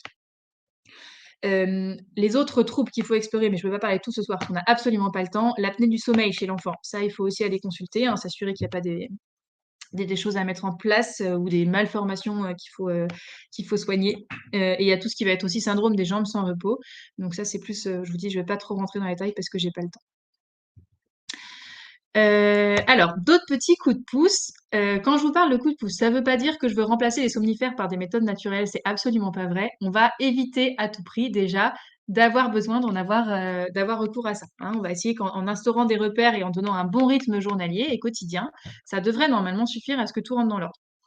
S'il y a besoin, au départ de voilà, rebooster un petit peu, le système, parasympathique qui suit, dans lequel enfin le système nerveux qui va faire que l'enfant va dormir, on peut avoir recours à donc des compléments alimentaires. Il y a, la mélatonine, d'accord? Alors tout ça, bien sûr, vous faites pas ça, tout seul sans être un petit peu conseillé, hein, parce qu'en plus les compléments alimentaires aujourd'hui, c'est un gros marché. Il y a un peu de tout et n'importe quoi, donc on fait très attention à la provenance et surtout au niveau des quantités, de quand le donner. Ça sert à rien de vous supplémenter sans savoir exactement parce qu'il y a beaucoup de molécules qui ont des interactions entre elles, et donc il y en a, ça sert à rien de les prendre, par exemple, prendre de la vitamine D, en dehors d'un repas avec du gras, la vitamine D ne sera pas absorbée. Voilà, c'était un exemple, tout bête, mais pour vous dire, juste demandez à quelqu'un de vous conseiller sur les doses et sur l'assimilation. Donc, on peut donner de la mélatonine aux enfants parfois pour relancer un petit peu la sécrétion, mais le but, c'est qu'ils ne deviennent pas dépendants voilà, d'un complément. D'accord? Donc, ça peut être parfois utile juste pour relancer un peu la machine, mais le but, que ce soit le temps le plus court possible. Dans tout ce qui est homéopathie aussi, on a plein de choses. Je ne m'y connais pas trop, donc je ne dis rien sur ce sujet-là. Je vous ai parlé des probiotiques, hein, voilà, pareil, au niveau de la flore intestinale. On s'assure qu'elles sont en bon état, parce que la flore intestinale va beaucoup contribuer aussi à tout ce qui est régulation hormonale. Donc tout ça passant les conseils sur les conseils d'un spécialiste, bien sûr. En infusion, donc en tisane, alors on a un peu perdu les tisanes, mais c'est des super remèdes de grand-mère sur des petites quantités et à distance de la nuit, plutôt en fin d'après-midi que juste avant le sommeil pour pas que l'enfant fasse pipi la nuit. Mais vous avez les infusions de tilleul, de fleurs d'oranger, de mélisse, de passiflore, de camomille, j'ai oublié de la mettre là, mais qui est aussi importante, qui est aussi intéressante. Tout ça à partir de 3 mois. Voilà, vous donnez, après au niveau des quantités, on est sur, pas sur des tasses entières, hein, chez les enfants. On est plutôt sur, des cuillères à café ou des cuillères à soupe. Mais c'est des plantes qui vont tout en douceur aller, relancer un petit peu tout ce qui est relaxation chez les enfants, aller stimuler tout ce qui est sécrétion de mélatonine, sécrétion d'hormones qui vont, vraiment détendre, d'accord, hein, avant, on mettait beaucoup de fleurs d'oranger dans les biberons des enfants, pour qu'ils dorment la nuit. Les boutons d'oranger, c'est des plantes qui sont toutes douces et en fait, rien que l'odeur, déjà, c'est très apaisant. Donc voilà, ça, c'est des choses qu'on peut envisager aussi, de manière très naturelle, d'essayer, voilà, de détendre un petit peu l'enfant. Bien sûr, à partir du moment où l'enfant a les troubles du sommeil, c'est pas un truc à mettre en place automatiquement et vous avez le bourgeon de tilleul aussi, hein, qui aide beaucoup la relaxation. Le bourgeon, ça se donne sous forme de gouttes, sans alcool, ça existe sans alcool. Heu, et du coup, voilà, le tilleul, c'est bien connu de toute façon pour tout ce qui est détente, hein. Quand vous avez des tisanes sommeil en pharmacie, en supermarché, il y a toujours un peu de tisane dedans. Oui, pour les plantes en infusion, par contre, je précise juste, les tisanes des supermarchés, c'est très, très bon pour le goût et pour, l'hydratation. Ça n'a absolument aucun pouvoir thérapeutique, d'accord? Hein, attention aux conseils un peu mensongers. Pour avoir les pouvoirs thérapeutiques des plantes, bah, il faut des vraies plantes, bien sèches, bien gardées, bien odorantes. Donc, en général, c'est plutôt en herboristerie ou dans les magasins bio, mais pas dans les petits sachets déjà tout faits. Voilà, pour avoir les vertus thérapeutiques en tout cas. Hem, donc après, par contre, pour tous, voilà, si vous trouvez que vous avez beaucoup de mal à instaurer un rythme pour l'enfant, vous pouvez aller consulter un spécialiste qui parfois vous fera un peu des protocoles à mettre en place pour accompagner les enfants. Il y en a beaucoup aujourd'hui qui sont spécialistes dans le sommeil de l'enfant. Après, moi, je vous conseille quand même d'essayer par vous-même, hein, en posant un cadre, en instaurant des heures fixes. Je vous assure qu'en général, ça suffit. Il n'y a pas forcément besoin d'aller voir quelqu'un. Vous avez sur le site du réseau Morphée, qui est le site un peu vulgarisé de l'Institut du sommeil et de la vigilance en France. Vous avez des protocoles aussi à destination des parents un enfant qui a du mal à s'endormir tout seul. Qu'est-ce qu'on peut mettre en place? Voilà, avec des temps bah, là, je le couche, je reste devant la chambre, au bout de 10 minutes, je vais voir, le deuxième jour, au bout de 15 minutes. Donc, vous avez des protocoles un peu tout faits sur lesquels vous pouvez vous appuyer. Donc, je vous invite à aller le consulter, ce site-là. Si vous avez besoin, il fait pas du tout culpabiliser les parents. Il est assez, assez détente et il vous met pas, dans la tête, beaucoup de choses très inquiétantes. Donc il est bien fait, donc n'hésitez pas à aller le voir. Ensuite, tout ce qui va être trouble du sommeil lié à un stress post-traumatique, d'accord? Donc, ça peut être lié, il faut pas l'oublier, si vous avez eu une grossesse qui était compliquée, hein, avec tout ce qui va être menace d'accouchement prématuré ou d'autres complications dans la grossesse, ou vous-même enfin, ou la maman qui a eu un contexte, de grossesse compliqué. Un accouchement qui peut être difficile, une naissance qui peut être difficile, une séparation, à la naissance parce que l'enfant va en néonate. Tout ça, c'est des choses qui peuvent plus tard impacter le rythme de sommeil, d'accord? Donc si vous avez un enfant qui présente des vrais troubles de sommeil, refaites un peu l'historique de ce qui s'est passé depuis qu'il était tout petit. Ça a des répercussions sur le sommeil plus tard. Ça peut en avoir, bien sûr, il y en a où ça en a pas du tout. Mais si l'enfant a des soucis, hésitez pas à revoir un peu tout ça. Et bien sûr, tout ce qui va être lié à, l'enfant quand il rentre à l'école, quand il rentre en collectivité. Je vous disais, hein, l'arrivée d'un frère ou d'une sœur, une séparation des parents, un déménagement, tout ça, c'est des choses, qui peuvent créer un peu des petits coups de traumatisme ou des coups de stress chez les enfants. On a aujourd'hui 1 milliard de thérapies pour les accompagner. On a beaucoup de chance, hein. Donc n'hésitez pas à vous renseigner pour essayer d'aller voir quelqu'un qui peut vous accompagner là-dedans. Voilà, j'en suis à 1 heure, donc je suis assez fière de moi, j'avoue, j'ai tenu l'heure. Donc pour résumer, on va d'abord chercher chez l'enfant à instaurer des repères et à donner le cadre. On va le sécuriser, d'accord? L'enfant, pour qu'il se sente sécurisé, il faut qu'il sente que l'adulte le protège et que l'adulte est là, d'accord? Donc dans la journée, on donne un cadre à l'enfant, bienveillant, mais on donne un cadre. Et le soir, il y a un rituel qui est très précis. Il y a une heure à laquelle on va se coucher. Et quand on se couche, ça se passe comme ça. On va essayer de respecter au maximum le rythme hormonal, donc avec des temps en extérieur dans la journée et attention à tout ce qui est lumière, l'activité physique en journée et les stimulations en journée. Et plus le soir arrive, plus on va être sur des choses qui vont être détendues, moins on a de stimulation. Voilà. Et surtout, en tant que parent, on n'écoute pas les 10 000 conseils qu'il y a à droite à gauche, ou alors on écoute juste les personnes en qui on a vraiment confiance, d'accord? Puisque si vous écoutez les conseils de votre maman, de votre belle-mère, de votre cousine, de la voisine, de la crèche, je mets tout au féminin, pardon. Il y a sûrement des hommes qui s'impliquent aussi beaucoup là-dedans. Voilà, mais si vous écoutez les 10 000 conseils, à un moment, vous êtes perdu, d'accord? Donc, en fait, écoutez juste les personnes où ça vous parle. Il faut que ça résonne en vous, il faut que vous soyez bien pour que votre enfant soit bien et relâchez sur toute la pression qu'on vous met. Relâchez si on vous dit mais c'est pas normal, ton enfant il a 6 mois et il se réveille 2 fois par nuit. En fait, chaque enfant est différent. D'accord? Donc voilà, faites-vous aussi à votre rythme. Et par contre, à partir du moment où vous vous sentez en difficulté et vous vous sentez fatigué, oui, dans ces cas-là, vous allez essayer de consulter, essayer de recevoir des conseils, tout ça, mais ne soyez pas assaillis de conseils. Voilà, allez les chercher par vous-même. Voilà pour mon intervention. Je vais remonter le chat pour les questions. Je mets juste la dernière page où vous trouvez le contact AMA. Et comme on m'a dit de le dire, je vais quand même le dire. AMA Campus, c'est une plateforme de formation qui fait de la formation petite enfance. Donc pour tous les professionnels de la petite enfance ou les gens qui s'y intéressent, hein, c'est pas réservé aux professionnels. Et un petit peu sur le versant senior aussi. D'accord? Ils font quelques formations pour tout ce qui est accompagnement des personnes âgées. Ils proposent des certifications pour tout ce qui est CAP, pour des VAE aussi, pour des métiers de la petite enfance. Voilà, donc n'hésitez pas aussi à aller voir, ils ont un gros catalogue de formations. Donc vous avez là le numéro, là le contact. Si vous avez des questions aussi suite à cette intervention, et bien par rapport au contact que vous avez par lequel vous avez eu le webinaire, que ce soit la crèche ou d'autres réseaux sociaux, vous pouvez tout à fait m'écrire. Je voulais remonter les questions, mais j'ai l'impression que je ne peux pas remonter jusqu'en haut. Bon, on va remonter là où j'en suis. Alors, s'il y en a qui ont des questions auxquelles j'ai pas encore répondu, vous pouvez peut-être les reposer parce que j'ai du mal à remonter jusqu'en haut. Quoique, je suis déjà à 20h10, donc normalement ça devrait aller. Alors, tac, tac, tac, tac. Excusez-moi, je descends.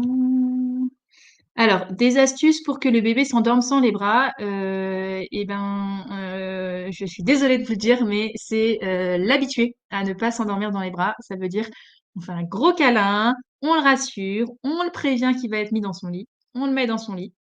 La première nuit, vous pouvez rester un petit bout de temps autour de lui. Je vous disais, regardez sur le réseau Morphée, vous avez des laps de temps. Vous restez un petit peu à côté de lui, vous sortez, vous laissez un petit peu pleurer, vous revenez et vous lui dites, bah oui, je vois bien que tu pleures, t'inquiète pas, je suis juste à côté, je suis là, voilà. Et ça va durer quelques jours. Et pendant quelques jours, voilà, vous le laissez un petit peu pleurer, mais vous revenez le rassurer. Hein. Je vous dis pas, vous le laissez pleurer pendant une demi-heure hurler. Non, vous le laissez. La première nuit, vous venez une minute après en lui disant, oui, je vois bien que tu pleures, mais voilà, tu sais, je t'ai fait un câlin. Là, c'est l'heure de la nuit, ne t'inquiète pas, tu vas t'endormir, je suis là, demain matin, je te reprendrai dans les bras. Et le lendemain, vous laissez 2 minutes. Le lendemain, vous laissez 3 minutes. Et peu à peu, l'enfant va apprendre à relâcher et à s'endormir dans son lit. D'accord? Ça implique effectivement que pendant quelques nuits, vous allez devoir vous accrocher un petit peu parce que l'enfant risque de beaucoup pleurer. Et puis à partir du moment où il va comprendre qu'en fait, vous restez là et que de toute façon, s'il se met à pleurer dans la nuit, vous allez venir le voir. À partir du moment où il va comprendre ça, il va être rassuré, il va réussir à s'endormir dans son lit tout seul. D'accord? Mais il faut l'habituer à dormir dans un lit. Jusqu'à 4 mois, aucun problème si c'est endort dans vos bras. Jusqu'à 4 mois, il n'y a pas de prise de mauvaises habitudes. D'accord? Donnez un t-shirt avec votre odeur. Merci Laurence. Laurence qui participe. Elle est formatrice d'ailleurs sur le CAP s'il y en a qui sont intéressés. C'est une autre de mes référentes santé. Très très bien. La veilleuse peut être utile pour les enfants de moins de 1 an qui se réveillent en pleine nuit. Alors, normalement, non. D'accord? Parce que je vous disais, à moins de 1 an, il n'y a pas de peur du noir. Après, essayez. Enfin, s'il se réveille en pleine nuit, que vous essayez la veilleuse et que ça fait que du coup, il arrive à se rendormir sans hurler ou sans vous appeler, bah, essayez en fait. Voilà. Essayez. En soi, normalement, il n'y a pas besoin. Si vous pensez que ça peut aider, essayez à partir du moment où c'est une petite veilleuse qui stimule pas, c'est une petite lumière de fond jaune qui peut le rassurer. Peut-être que lui, il a peur du noir, effectivement, même si c'est un peu précoce à cet âge-là. Mais vous avez rien à perdre à essayer. Au pire, ça vous servira 1 an et demi plus tard. D'accord?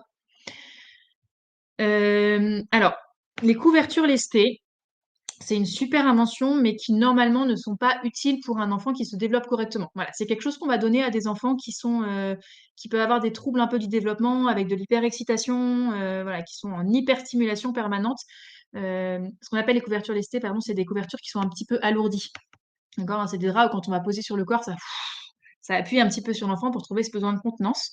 Donc c'est très intéressant chez les enfants avec des troubles du spectre autistique ou d'autres enfants qui ont, voilà, comme ça des problèmes au niveau de leur développement et qui ont vraiment beaucoup plus besoin que les autres d'être sécurisés. Chez un enfant qui normalement grandit correctement, il n'y a pas forcément d'utilité. Voilà. Après, chez un enfant qui a des énormes troubles du sommeil, ça peut être effectivement quelque chose, vous pouvez essayer de le tester. Normalement, en mettant plein d'autres choses en place, il y a pas forcément besoin des couvertures lestées sur des enfants qui ont un très bon développement. Après, si vous l'essayez et que vous trouvez que votre enfant dort bien mieux comme ça, encore une fois, on va peut-être favoriser son sommeil et puis laissez-le et de toute façon, une fois qu'il sera, un peu plus grand, il va la laisser sa couverture. Alors les tours de lit, on essaye d'éviter, par rapport au risque d'étouffement, d'accord? Donc en tant que professionnel, je suis obligée de vous dire qu'on n'en met pas dans le lit, parce qu'on a toujours peur que ça se décroche et que ça tombe sur la tête de l'enfant et qu'il ait du mal à respirer, d'accord? Donc voilà, donc ça, c'est juste mon discours d'infirmière père où, dans toutes les crèches, on harcèle qu'on ne met pas de tour de lit. Donc bien sûr que je vais vous dire que je suis contre les tours de lit parce que c'est le discours que je dois tenir. Donc voilà, c'est su en tout cas, une chose est sûre, c'est que c'est pas forcément utile. Souvent, on met le tour de lit parce qu'on trouve que ça fait tout beau. Il y a pas forcément d'utilité. Normalement, il y a pas trop de raisons que votre enfant aille se coincer complètement dans les barreaux. À partir du moment où il sait bouger, il sait aussi se déplacer, voilà, donc à voir. Après, si vous avez des enfants qui bougent énormément la nuit, pourquoi pas, ça peut être peut-être des alternatives, mais normalement, on demande de pas mettre de tour de lit. Alors voilà, tout ce qui est contact main-doigt, voilà, ça c'est ce que je vous disais, hein, c'est des habitudes que prennent les enfants, mais desquelles ils peuvent se défaire à partir du moment où vous les aidez, vous les accompagnez à se défaire de ces habitudes-là, hein. Un enfant, c'est un cerveau qui est extrêmement malléable, donc il faut prendre quelques jours, quelques semaines, où en général on dort un petit peu moins bien en tant que parent, mais il faut s'accrocher, ça passe, d'accord? Donc ça veut dire ce que vous pouvez faire, c'est que si Mélanie, elle va chercher vos doigts, en fait, vous n'allez pas forcément lui donner votre main. Vous allez être à côté et dire: «Oui, je sais, là, tu cherches mon doigt», vous reconnaissez ce dont elle a besoin, mais ne t'inquiète pas, voilà, si tu veux tenir, la main, tu peux prendre ta main, mais moi, je suis là, mais essaye de te rendormir toute seule, je suis à côté, physiquement, je suis là, mais là, je vais pas donner ma main. Tu vas essayer vraiment de te rendormir correctement et ce que vous pouvez faire, c'est si elle a vraiment besoin d'un contact, mettre en place un doudou, un nounours. Pour ces trucs-là, vous avez les doudous, pieuvres, je veux pas faire de pub, mais la marque Jellycat en fait des très bien. Il y a plein d'autres, sûrement marques qui font des très bien aussi, avec des grands bras et du coup, pour les enfants qui ont besoin d'accrocher quelque chose comme ça peut les aider et les contenir, d'accord? Donc pensez aux doudous pieuvres comme ça, pour remplacer vos bras et habituer petit à petit votre enfant à s'endormir avec ça.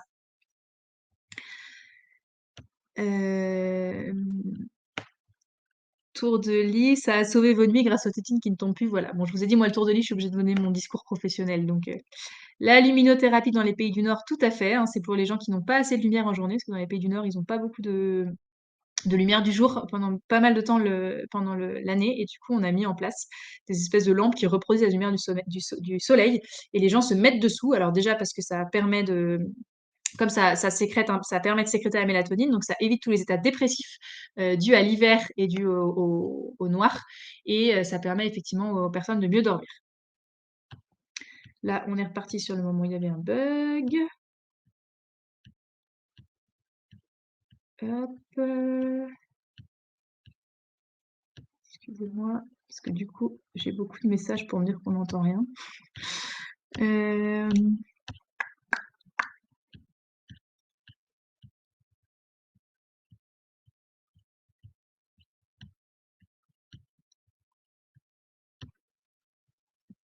alors, faudrait donner du lait tiré à la même heure, à laquelle on le donne. Ah, pour vous parler du biberon la nuit, j'imagine? Enfin, du lait tiré la nuit? Pas forcément. En fait, c'est le quand je parlais des bébés allaités avec le fait qu'il y a plus de mélatonine dans le lait, maternel, c'est aussi le concept de l'enfant qui va aller téter, d'accord? Si vous tirez votre lait, on va rentrer dans la catégorie, biberon par rapport à ce côté-là, d'accord? Donc il y a aucune, voilà, il y a aucun dans ces cas-là, on va mettre un peu de côté le côté, composition du lait. De toute façon, il aura les apports qu'il faut. J'oublie de vous lire les questions, mais je pense que du coup vous les avez pas. Alors, tisane de camomille dans le lait en poudre, c'est bien aussi. Tout à fait, j'en ai parlé à la fin. De la camomille, ça peut aider. Attention juste au dosage, d'accord, hein, on est sur des dosages très, très, très légers chez les enfants. Heu, parce que même, si on se dit, c'est que des plantes et qu'on a l'habitude des médicaments un peu forts, ça reste des plantes, ça reste des molécules qui ont un vrai effet, donc on fait attention à ne pas trop en donner. Les cauchemars sont à partir de quel âge? Je l'ai dit, hein, c'est à partir en général de, 1 ou 2 ans. Boîte à monstres chez Kids Family, d'accord, merci pour la pub. Ça valide la thèse que la sorcière existe et qu'elle peut lui faire du mal. Non, parce que c'est ce que je vous disais, en fait, c'est qu'il faut quand même dire que ça n'existe pas. Et après le faire tourner en jeu où en fait d'un coup l'enfant peut jouer avec la sorcière, d'accord? Le fait d'avoir peur de certaines choses chez l'enfant, c'est normal, hein, c'est aussi un réflexe un peu protecteur, et c'est pas dramatique que l'enfant ait peur de certaines choses. Ce qu'on va éviter, c'est que ça l'empêche de dormir, d'accord? Après quand journée, l'enfant il ait peur du loup ou peur des grands méchants, ça c'est tout à fait logique, d'accord? Ça fait aussi partie du développement de l'enfant. Heu, Très contradictoire comme discours. Je ne sais pas de quoi vous parliez à ce moment-là. Donc si la personne qui a écrit là ça est encore là, je veux bien juste qu'elle mette à la fin du chat. Attrape cauchemar, oui, pourquoi pas, si ça marche, c'est parfait. À quel âge on peut le secouer? Surtout quand ils sont surtout quand ils sont petits, second degré. Tisane de fenouil, ça peut aider pour tout ce qui est digestion. J'en ai pas parlé parce que le fenouil à haute dose, ça peut être toxique chez les enfants. Donc c'est pour ça que je l'ai pas mis dans mon webinaire. Ça, c'est des choses où on se fait accompagner par un spécialiste. Heu, les balancelles, je pense que vous parlez vous me demandez pour les balançoires, quand est-ce que c'est trop tôt par rapport au bébé secoué? En fait, de toute façon, même sur la balançoire, on va essayer de balancer trop fort. On va éviter de balancer trop fort. En général, les enfants qui vont sur la balançoire, ils ont déjà 1 an et demi ou 2 ans, d'accord? Donc ils sont déjà un peu grands et si vous secouez trop fort, de toute façon, ils seront pas contents et ils vont pleurer et ils vont vous faire comprendre que c'est trop fort. Est-ce que les terreurs nocturnes sont possibles pour un enfant de 2 ans? Oui. Voilà, il faut juste différencier les terreurs nocturnes des cauchemars, hein. Je vous ai donné quelques infos par rapport à ça. Le pic des terreurs nocturnes, il est vers 12 mois. Oui, un peu plus tard. En général, un petit peu plus tard. Mais bon, après, si vous dites ça, c'est peut-être que vous avez eu des infos. Vous avez une enfant qui a des terreurs nocturnes quand elle loupe la sieste. Ah bon, OK. L'énurésie peut être diurne et pas exclusivement nocturne. Oui, si vous avez des enfants qui sont incontinents en journée, mais on parle pas d'énurésie, hein. L'énurésie, c'est relatif au pipi la nuit, d'accord? Donc ce sera de l'incontinence plutôt en journée. Que faire en cas de somnambulisme chez l'enfant? En soi, pas grand-chose. Faire en sorte qu'il ne se mette pas en danger quand il est somnambule, d'accord? Donc fermer la porte de sa chambre, s'assurer que dans sa chambre, il y a rien qui puisse le blesser. Après, si c'est des somnambulismes où il se met en danger, dans ces cas-là, il vaut mieux aller consulter, pour voir ce qu'on peut mettre en place pour éviter qu'il se fasse mal la nuit. Voilà, merci Laurence d'ailleurs qui avait très bien répondu. La fleur d'oranger, ce n'est pas ce qui peut provoquer des coliques car les bébés le digèrent mal. Ça va vraiment dépendre des enfants, d'accord? Hein, la fleur d'oranger, c'est plutôt une fleur qui est apaisante normalement. Après, effectivement, s'il y a des bébés qui le digèrent mal, on va l'éviter, mais c'est très enfant dépendant. C'est pour ça aussi que je vous disais de faire attention au dosage. Normalement, hein, si c'est, de manière très, très, très légère, il y a pas de raison que ce soit mal digéré, parce qu'au contraire, ça va plutôt apaiser. Voilà, mais après, s'il y a des enfants qui le digèrent pas, bah, juste on l'arrête et puis on trouve autre chose.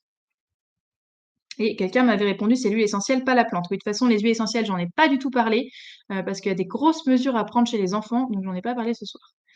Hem, dort bien à la maison et très difficilement à la crèche. 6 mois, je pense qu'il est arrivé à la crèche il y a pas très longtemps. Laissez-lui le temps de s'adapter, d'accord?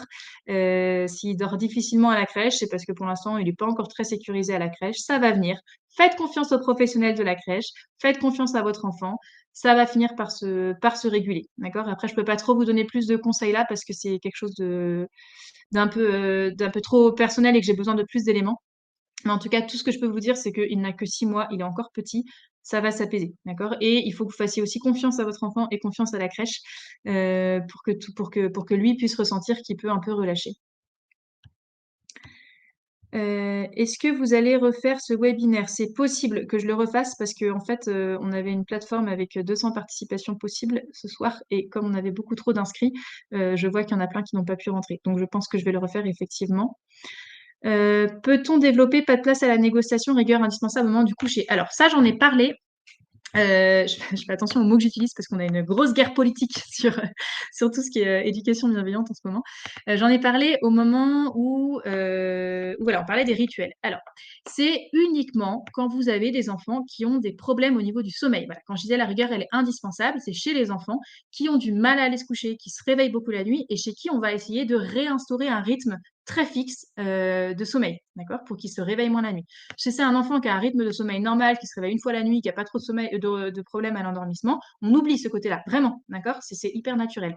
Ça, je vous disais juste, voilà, si vous avez un enfant qui a beaucoup de mal à s'endormir ou qui se réveille beaucoup la nuit, on va essayer de programmer son corps, hein, de l'aider à programmer son corps sur le fait qu'à partir de telle heure, on dort, d'accord?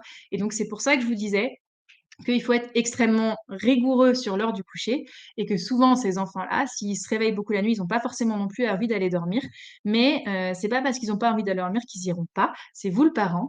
Vous savez que c'est mieux pour votre enfant qu'il se couche à cette heure-là, donc vous lui expliquez les choses, vous l'accompagnez, mais vous laissez pas l'enfant décider de l'heure à laquelle il va se coucher parce qu'il faut absolument qu'il puisse réguler son rythme. Voilà, à partir du moment où, sur la journée, il est fatigué, on a vu un peu tout ce que ça peut entraîner un manque de sommeil ou de sommeil trop tardif chez l'enfant. Donc vous, en tant que parent, votre rôle, ça va être de peu à peu habituer son corps à pouvoir s'endormir plus tôt.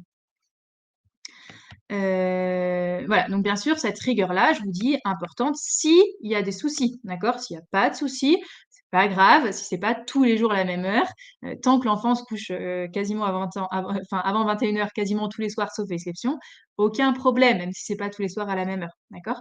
Et pas de place à la négociation, c'est juste pas laisser l'enfant décider lui-même de l'heure à laquelle il se couche, si après il fait des mauvaises nuits ou qu'il se couche trop tard, d'accord? Hein? Après 21h, l'enfant, il doit absolument dormir. Voilà. Vous l'accompagnez, vous le rassurez, vous essayez de pas trop le stimuler, mais le cadre, il est ferme. Après 21h, quand on est un enfant de moins de 10 ans, on doit être au lit et essayer de dormir, d'accord? Et quand c'est lié à d'autres traumatismes qui vont aider, on ira consulter et voir comment on peut l'accompagner. Mais si c'est juste qu'il a envie de continuer à jouer, bah non. Après 21h, on dort et même papa et maman, de toute façon, vont bientôt aller se coucher.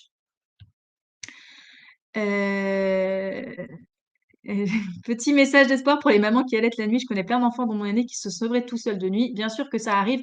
Faites confiance à votre enfant et à son développement naturel, d'accord? Hein, n'oubliez pas, plus vous êtes stressé en tant que parent, plus vous vous inquiétez, plus ça va ressurgir chez l'enfant, plus l'enfant va être stressé, moins il va dormir, d'accord? Donc voilà, dites-vous que faites confiance, il y a un développement naturel qui est là, vous allez juste identifier s'il y a pu avoir des éléments qui vont perturber l'enfant.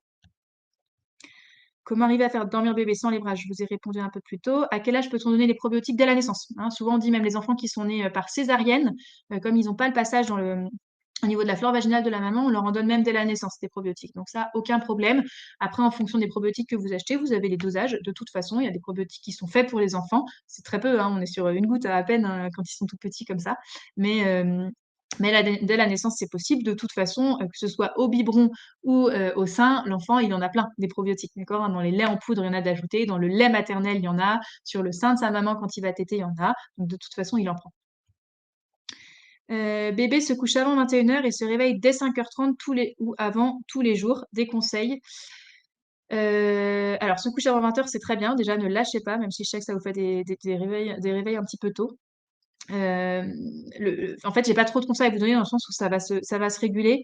Vous, ce que vous pouvez faire, c'est essayer d'habituer l'enfant à, dans ces cas-là, voilà, essayer de rester calme dans son lit. En fait, j'ai pas trop de conseils parce que ça va peu à peu se rallonger et qu'en plus, il faut un peu plus d'éléments. Je vous ai dit, dans les situations personnelles, c'est quand même compliqué de répondre là, donc je suis désolée. Des astuces pour endormir sans les bras, j'ai répondu. Donc, ceux qui n'ont pas entendu, je suis désolée. Est-ce que l'enfant peut avoir des terreurs nocturnes avant 4 ans? Oui. À partir de quel âge le bébé peut dormir dans sa chambre?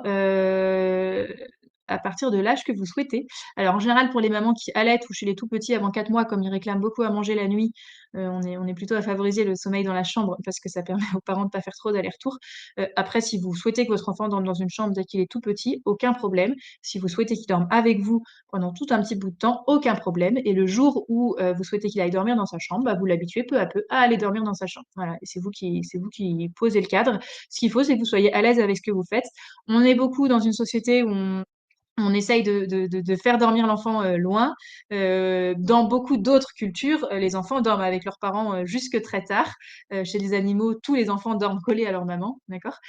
Donc en fait, voilà, c'est vraiment vous faites ce qui vous semble bien, d'accord? Si vous êtes contente que votre enfant dorme avec vous, ben voilà, on essaye juste qu'il dorme pas dans le lit parce que là, il y a un risque pareil d'étouffement chez l'enfant. Mais si vous souhaitez qu'il dorme dans votre chambre parce que vous pensez que ça va le sécuriser davantage et que vous en avez envie, en soi, il n'y a pas de souci. Il faudra juste vous dire que voilà, à un moment, il faudra l'habituer à dormir dans la chambre à côté, mais de toute façon, il s'y habituera.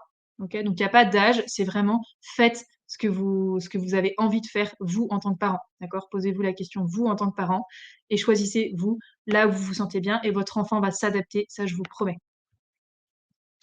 Le rituel peut-il être différent entre papa et maman? Oui, tout à fait. Il fait très bien la différence, l'enfant, d'accord? Aucun problème avec ça. Permet de sentir leur enveloppe corporelle. Ça, j'imagine que c'est quand on parlait de l'ocytocine, je pense. Pourquoi bébé se réveille en pleurant même après 4 heures de sieste, ainsi dans la nuit à la même heure, 1h30 couché, 20 heures max? Je suis désolée, à les questions personnelles, je peux pas, en plus il est déjà 21h20, je peux pas trop prendre le temps de vous répondre. Le rituel du soir peut être différent. Oui, ça, je vous ai répondu. En étant assistante maternelle, pas tour de lit, oui. Alors, c'est pareil, pour les questions un peu personnelles comme ça, je vous encourage à essayer de me contacter directement. Je peux pas trop répondre là. Pour la question, pardon, sur, vous avez parlé de TSA, avez-vous des conseils spécifiques? Voilà, la personne qui m'a mis ça, je vous invite à me contacter, à côté.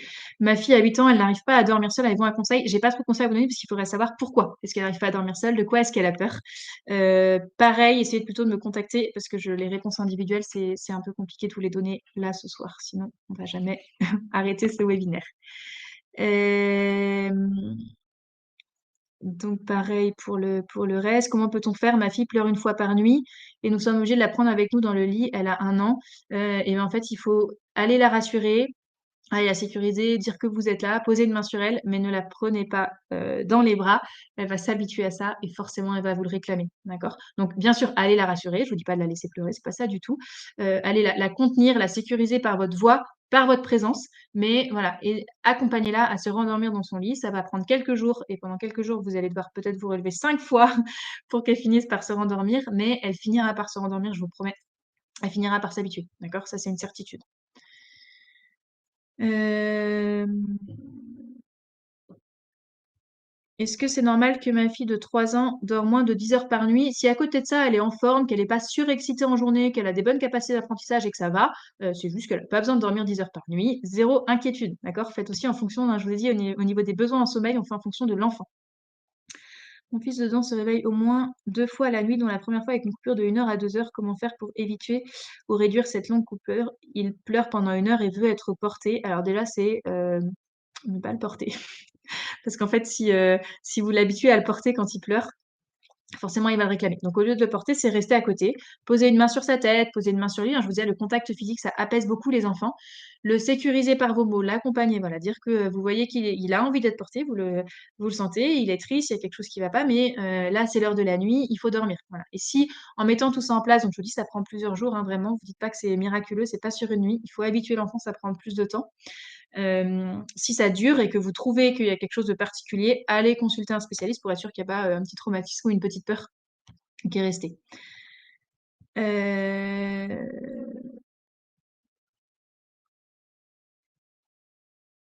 Voilà, ah, et pour toutes les questions particulières, je vais arrêter parce qu'il est déjà, ouais, il est déjà tard, hein. Je suis désolée, je vais pas avoir le temps de tout descendre. Tac, tac, tac, OK. Voilà, hésitez pas à me recontacter autrement ou à demander, voilà, si vous avez d'autres personnes, hein, qui s'y connaissent, voilà, à demander des conseils. Je vais devoir accrocher parce qu'il est quasiment 21h30. Zou au lit, merci. Quand vous allez raccrocher, vous avez juste un petit, une mini évaluation. N'hésitez pas à mettre vos retours, parce que c'est ce qui nous permet aussi de nous améliorer. Je suis désolée pour la connexion, je sais pas d'où ça vient et je vois que ça recommence. Bon, de toute façon, c'est terminé. Mon ordinateur aussi est fatigué. Bonne nuit à vous tous.